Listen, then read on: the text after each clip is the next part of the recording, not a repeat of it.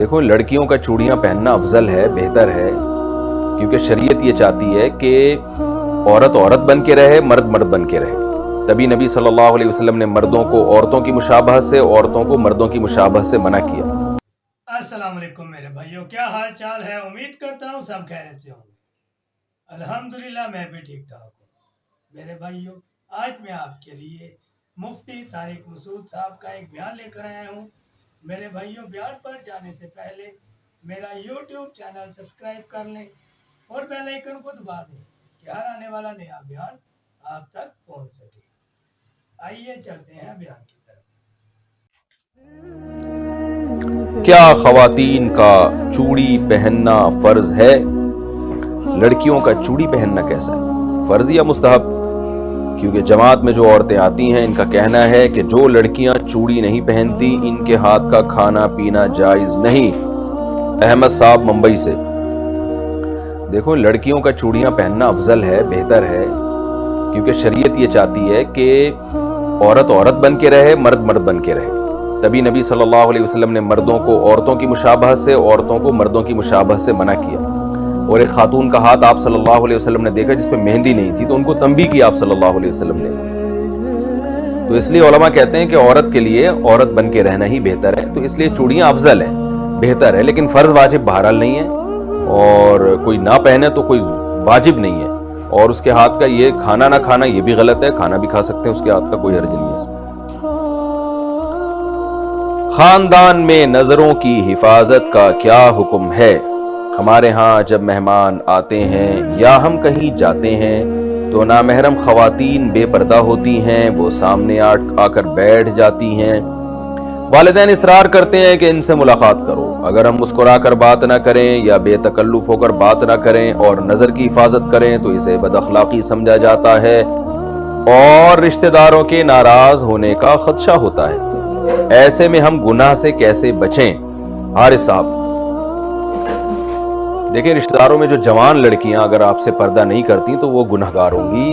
پردہ کرنا عورت پہ فرض ہے، مرد پہ نہیں۔ آپ اپنی خالہ سے، پھوپھی سے، ان رشتہ داروں سے ملنے کے لیے جاتے ہیں تو اگر ان کی بیٹیاں ہیں، کزنیں ہیں یا اور رشتہ دار خواتین آپ کے سامنے آ کے بیٹھ جاتی ہیں تو یہ ان کو شریعت گنہگار کر رہی ہے۔ آپ نے کام کیا کرنا ہے؟ آپ نے ہنسی مذاق بے تکلف ہو کے نہیں کرنا ان کے ساتھ، اور جتنا آسانی سے آپ کے لیے ممکن ہو نظر کی حفاظت کرنی ہے آپ نے۔ لیکن آپ نے یہ نہیں کرنا کہ اب آپ اس چکر میں بیٹھ گئے کہ جی اب لڑکیوں کی محفل لگی ہوئی ہے تو چلو اس کو اور تول دو۔ آپ گئے تھے اپنی خالہ سے ملنے تو فوکس انہی کو کریں آپ۔ پھر بھی وہ آ کے بیٹھ جاتی ہیں تو ظاہر ہے وہ تو ان کی غلطی ہے نا، وہ آپ کی غلطی نہیں ہے۔ پردہ عورت پہ فرض ہے، مرد پہ نہیں فرض ہے۔ مرد پہ یہ ہے کہ خام خواہ میں لڑکیوں میں گھسنے کی، جیسے وہ بچپن میں ہوتا ہے نا، لڑکیوں میں لڑکا گھوں کھاتا۔ اب پہلے ہمارے زمانے میں بچپن میں تو ایسا ہی ہوتا تھا کہ وہ لڑکیوں کا شادی بیاہ میں تمبو الگ ہوتا تھا، لڑکوں کا الگ ہوتا تھا۔ کوئی لڑکا ادھر سے گھس کے لڑکیوں میں گھستا تھا تو ہم تو مذاق اڑاتے تھے، لڑکیوں میں لڑکا گھوں کھاتا۔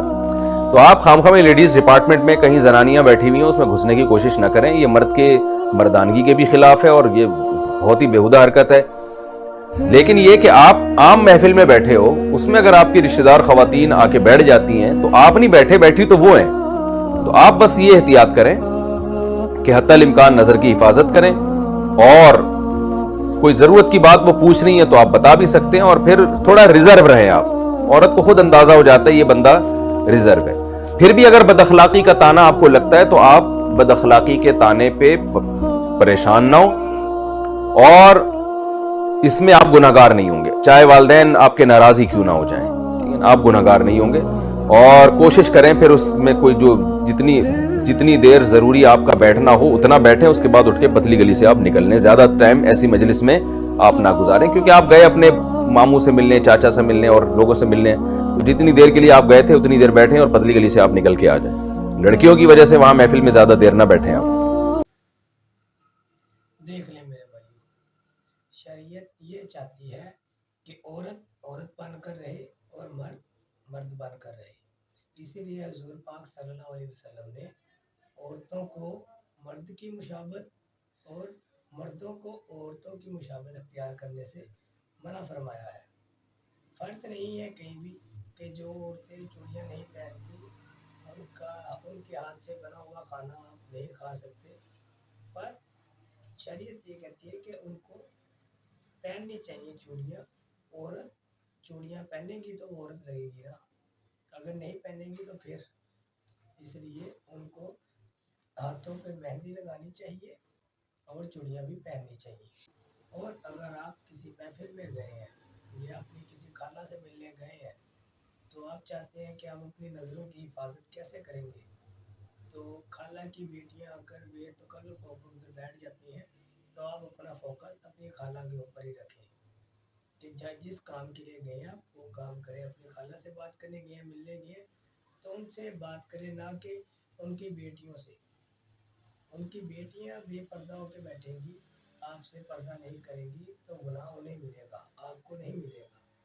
या फिर आप किसी शादी वगैरह में गए और आपके घर वाले आपको फोर्स कर रहे हैं कि इधर आके बैठो और इधर बातें करो, तो जब तक आपका वहाँ रुकना मुनासिब है, आप रुके, बातचीत करें, और जब आपको लगे कि बात मुकम्मल हो गई है, तो आप वहाँ से चले जाएं। बेतकल्लुफ़ हो के आप भी बैठे ना रहें फिर। तो इस तरह जितनी हो सके आप अपनी नज़रों की हिफाजत करें। ठीक है मेरे भाइयों, अगर बयान पसंद आया हो तो लाइक शेयर कमेंट ज़रूर कीजिएगा। फिर मिलेंगे किसी और नए बयान के साथ। मुझे इजाज़त दें। अल्लाह हाफिज़।